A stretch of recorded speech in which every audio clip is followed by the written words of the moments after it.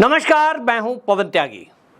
Samajwadi party के सांसद अफजाल अंसारी की भाषा बदली नजर आ रही है और अब वो योगी आदित्यनाथ की तारीफ करने लगे हैं। उनका कहना यह है कि उत्तर प्रदेश में जो सीटें जीती हैं ये तो मोदी का जादू खत्म हो चुका, योगी जी की वजह से जीत हुई है। और उन्होंने ये तक कह दिया कि बनारस में यानी वाराणसी सीट से जो मोदी जी उतरे थे मैदान में, वो कहते हैं अगर योगी जी अंतिम फेस में मेहनत ना करते तो मोदी जीत ही नहीं सकते थे। अब आपको समझना होगा कि जो व्यक्ति योगी आदित्यनाथ से तकड़ी नफरत रखता हो, प्रतिद्वंदी हो और माफियाओं का माफिया हो, वो अब इस तरह की भाषा क्यों बोल रहा है? आखिरकार समाजवादी पार्टी के सांसद अब तारीफ क्यों कर रहे हैं? इसके पीछे की क्रोनोलॉजी अगर आप समझेंगे तो आप पाएंगे कि असल में हो यह गया है कि उत्तर प्रदेश में जो रिजल्ट आया है इसके बाद योगी आदित्यनाथ ने ताबड़तोड़ एक्शन शुरू कर दिया है। जहां एक तरफ एक बार फिर से उन्होंने अधिकारियों की क्लास लगाई है, वहीं अपने सभी मंत्री और विधायकों को टाइट करते हुए यह आदेश दे दिया कि 100 दिन में मुझे बेहतरीन रिजल्ट चाहिए और उत्तर प्रदेश में जितने भी पेंडिंग काम पड़े हैं उस पर तत्काल एक्शन हो और उसमें साप्ताहिक एनालिसिस होगा कि जिसको जितना काम दिया उन्होंने वो काम किया कि नहीं किया। दूसरी तरफ लखनऊ जैसी जगह में, अकबरपुर में बुलडोजर चल रहा है जहां 1000 से अधिक मकानों को ध्वस्त कर दिया गया जो अवैध रूप से निर्माण था। तीसरी तरफ प्रशासनिक कार्रवाई हुई है, प्रशासन में बैठे हुए कई अधिकारियों को कारण बताओ नोटिस दे दिया गया है और एक लिस्ट तैयार हो रही है जिसमें ट्रांसफर और पोस्टिंग होंगे। बड़े पैमाने पर ए और बी कैटेगरी के अधिकारियों को तत्काल प्रभाव से यानी 30 जून तक उनके ट्रांसफर कर दिए जाएंगे। जिनकी डिमांड पहले से थी, नाराज बताए जा रहे थे, ऐसे डी ग्रेड के और बी ग्रेड के अधिकारी वो सब जो है ट्रांसफर हो जाएंगे। यानी ये सब सोच के जो योगी आदित्यनाथ कर रहे हैं, इरादा बिल्कुल साफ है कि अब उत्तर प्रदेश को जो 3 साल मिल रहे हैं विधानसभा चुनाव तक, तब तक बेहतरीन उत्तर प्रदेश कर देना है। और अभी तक योगी आदित्यनाथ ने जिन अधिकारियों के ऊपर भरोसा करके छोड़ दिया था, जिन कार्यकर्ताओं के ऊपर भरोसा करके और ये छोड़ दिया था कि वो अपना काम ठीक करेंगे, अब योगी आदित्यनाथ खुद और उनकी टीम ये कमान संभालेगी। तो अफजाल अंसारी जैसे लोगों को ये लग गया कि योगी आदित्यनाथ जब फुल फॉर्म में नहीं थे तब एनकाउंटर पे एनकाउंटर हुए, माफियाओं की भूमि जो उन्होंने जब्त की हुई थी अवैध रूप से उनको छुड़ा दिया गया, बुलडोजर कार्रवाई हुई। प्रॉपर्टी की बात अगर करें तो मुख्तार अंसारी जो उनके भाई थे, अफजाल अंसारी और अतीक अहमद, इन माफियाओं के रिश्तेदारों तक की भी तलाश की गई जिन्होंने अवैध संपत्तियां अर्जित कर रखी थी और उनको चिन्हित करके उनके खिलाफ कार्रवाई की गई, जेल भी भेजे गए, प्रॉपर्टी भी जब्त की गई। अफजाल अंसारी को समझ में आ रहा है कि आप सांसद जरूर बन गए हो, समाजवादी पार्टी से जुड़े हुए और इसीलिए निशाने पर तो रहोगे, आपके ऊपर कार्रवाइयां होती रहेंगी और सांसद होने के बावजूद भी आपकी कोई औकात, कोई वक्त नहीं है कि आप गुंडाई कर सकें उत्तर प्रदेश में। और इसलिए वो योगी जी को जानते हैं। योगी जी का रौद्र रूप अभी फुल फॉर्म में जो रौद्र रूप है वो नहीं देखा, लेकिन हाँ कुछ तेजी अब योगी जी लाए हैं और इसीलिए वो तारीफ शुरू कर दी है। लेकिन हमने ये भी देखा, एक तरफ ये इस तरह के नेता, कुछ समाचार पत्र इस तरह की बातें कर रहे हैं कि योगी आदित्यनाथ को साइड कर दिया, योगी आदित्यनाथ की बात नहीं मानी, उनके कहने से टिकटों का बंटवारा नहीं हुआ। एक तरफ तो आप ये दिखाने की कोशिश कर रहे हो कि योगी आदित्यनाथ को केंद्रीय का जो कार्यकारिणी है और जो केंद्रीय नेतृत्व है भाजपा का वो तो उनकी मानता ही नहीं। कुछ अफवाह ये भी फैलाने में लगे हैं योगी जी को तो सीएम पद से हटा रहे हैं। जो योगी 2029 में देश के प्रधानमंत्री के रूप में स्थापित करने का जिसके बारे में विचार हो, उनकी तैयारी चल रही हो, उनको आप ये अफवाह फैलाएं।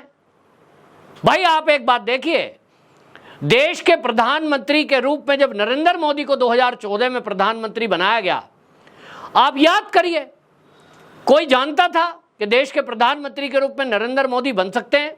क्योंकि उस समय कौन नाम सबसे आगे थे? राजनाथ सिंह, उस समय नाम थे अडवाणी, मुरली मनोहर जोशी, यही नाम चला करते थे अटल जी के साथ में। और उसके बाद इन्हीं की उम्मीद थी कि इनमें से ही कोई प्रधानमंत्री देश का बनेगा। सबसे प्रबल दावेदार की बात करूं तो अडवाणी जी को प्रबल दावेदार माना जा रहा था, सीनियर मोस्ट नेता थे। और अगर उसके बाद बात करें सेकंड में तो राजनाथ सिंह पार्टी के अध्यक्ष रह चुके हैं। अब आप ऐसे में ये कौन है जिसने तय किया कि नहीं मोदी जी प्रधानमंत्री होंगे? एक ऐसा व्यक्ति जो केवल गुजरात का सीएम रहा हो, जिसने केवल गुजरात की राजनीति की हो और वो पूरे देश की राजनीति में ले आया जाए, वो है राष्ट्रीय स्वयंसेवक संघ। सब जानते हैं राष्ट्रीय स्वयंसेवक संघ वो एकमात्र संगठन है, उसी का अनुषांगिक संगठन भाजपा है, उसी का अनुषांगिक संगठन जो है विद्यार्थी परिषद है, उसी की ब्रांचेज हैं। तो मिलकर के जब परिवार में बैठकर तय होता है तो किसी एक व्यक्ति की नहीं चलती है, ये संघ परिवार की परिपाटी है। सब लोग मिलकर बैठकर तय करते हैं और जो उसमें से उचित निकलता है उसको इंप्लीमेंट किया जाता है। तो योगी जी उत्तर प्रदेश के सीएम होंगे, ये भी किसने तय किया? उत्तर प्रदेश के सीएम के नाम पर आप सबको पता होना चाहिए कि मनोज सिन्हा का नाम लगभग फाइनल था, शपथ लेने के लिए चल रहे थे, पूरी तैयारी थी, लेकिन अचानक से संघ ने तय किया कि नहीं, इस समय जो उत्तर प्रदेश के हालात हैं उसमें मनोज सिन्हा से ज़्यादा बेहतर रहेंगे योगी आदित्यनाथ। तो योगी आदित्यनाथ को बना दिया गया। अभी कौन तय करेगा? वो तय करेंगे राष्ट्रीय कार्यकारिणी के लोग, संघ के कार्यकारिणी के लोग, और बैठ के तय होगा कि देश के लिए बेहतर कौन होगा। लेकिन ये कुछ लोग, समाजवादी पार्टी के लोग, कांग्रेस के लोग, कुछ उस तरह का मीडिया, बिकाऊ मीडिया, ये सब मिलकर के ऐसा एक दिखाना चाहते हैं जैसे मोदी और योगी के अंदर बड़ा फ्रिक्शन है। ये दिखाना चाहते हैं कि संघ और बीजेपी में बड़ा झगड़ा है। अभी हाल ही में आप देखिए उड़ीसा के मुख्यमंत्री बनाए गए हैं। कौन है वो? संघ के प्योर रूप से शाखा जाने वाले स्वयंसेवक। आदिवासी हैं वो अलग फैक्टर है, लेकिन उड़ीसा में जो मुख्यमंत्री बनाए गए हैं, आपकी जानकारी के लिए बता दूं कि वो संघ के स्वयंसेवक और जो संघ के स्कूल हैं, सरस्वती शिशु मंदिर, वहां के आचार्य। फिर वो कह रहे हैं संघ की बीजेपी से लड़ाई हो गई है। ये तो सुनते नहीं है साहब, संघ ने अपने को अलग कर दिया है। अब तो नड्डा ने कह दिया हमें संघ की जरूरत नहीं है, तो साहब चुनाव में कैंप लगा दिया आरएसएस वालों ने, तो अपने को अलग कर दिया। ये सब नाटक, नौटंकी और चंडू खाने की खबरें हैं जिसको बोलते हैं। रियलिटी ये है कि योगी आदित्यनाथ अभी जो आप रूप देख रहे हैं वो होना ही था। चुनाव में कुछ गड़बड़ियां हुई हैं और जहां विश्वास होता है वहीं विश्वासघात होता है। मैंने पहले भी ये शब्द बोला है। योगी जी ने बहुत सारे कुछ लोगों पर विश्वास किया, किसी को मीडिया का काम देखने के लिए कहा, किसी को प्रशासन के काम को देखने के लिए कहा, और जिन लोगों को जिम्मेदारी सौंपी कहीं ना कहीं उनके ऊपर जो विश्वास किया उन लोगों ने काम पूरा नहीं किया और विश्वासघात हुआ। अब योगी जी ठीक से देखेंगे, नई टीम बनेगी तो अब उसमें अफजाल अंसारी टाइप के लोगों को समझ में आ गया कि भैया पहला टर्म जो योगी जी का रहा है वो तो चुनाव थे, इसलिए थोड़ा शांत भी थे, और ये केंद्र हो या राज्य सब जगह की बात है कि कुछ जो है दंगा फसाद ना हो जाए, कोई नैरेटिव ना गढ़ दे, इस तरह की बातें थी।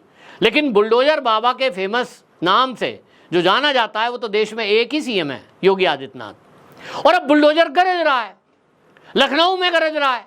ये जो माफिया लोग हैं इन्होंने लखनऊ के आसपास के सरकारी जमीन जो खाली पड़ी हैं उन्होंने कब्जे किए, कॉलोनियां काट दी, और समाजवादी पार्टी में ये होता था कि शासन प्रशासन से मिलकर तुम भी खाओ हम भी खाएं, और कॉलोनियां कट जाती थी। मारा कौन जाता है? गरीब आदमी, एक आम आदमी जिसने प्लॉट लिया होगा उसने तो 5-7 लाख रुपए दिए ही होंगे, उसकी जेब से तो गए, और जेब में किसके गए? इन माफियाओं के। तो ठगा कौन गया? आम आदमी, और ठगा किसने? माफिया ने। अब गाली किसको पड़ रही है? योगी आदित्यनाथ मकान तोड़ रहे हैं। मैं देख रहा हूं एक नैरेटिव बनाया जा रहा है, छोटे छोटे बच्चों के इंटरव्यू दिखा रहे टीवी में, बेटा आप क्या बनना चाहते हो? अंकल मैं तो डॉक्टर बनूंगी। अरे डॉक्टर अवैध कॉलोनी में रह के बनेगी? सरकारी जमीन में मकान बनाओगे, कहीं कब्जा करके रहोगे, तो आपको डॉक्टर बनना, इंजीनियर बनना, प्रोफेसर बनना, वैज्ञानिक बनना वो अलग मैटर है। लेकिन आप ये नैरेटिव चलाओगे कि एक डॉक्टर बनने वाला सपना देखने वाले बच्चे का घर तोड़ दिया इसलिए वो डॉक्टर नहीं बन पाया।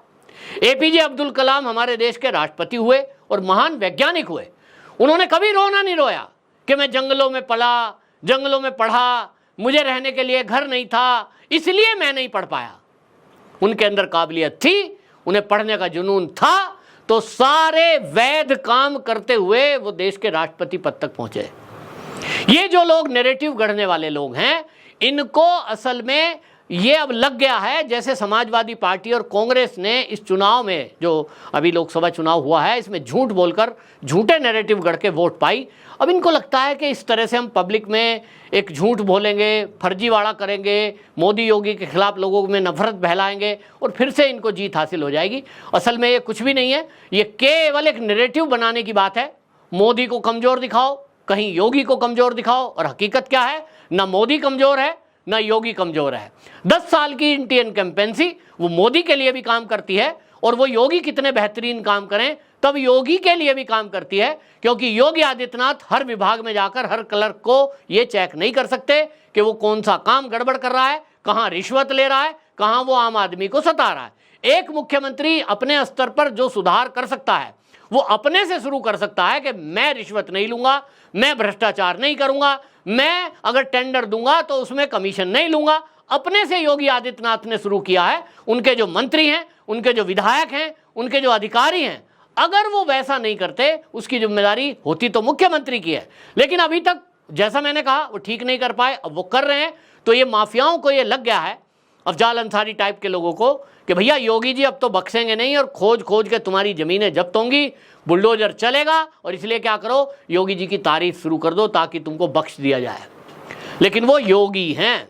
कम से कम आपको बता दूं, 2 नाम और पूरा उसका खानदान, अतीक एंड अंसारी, ये तो पूरा योगी आदित्यनाथ इनको समतल करके रहेंगे।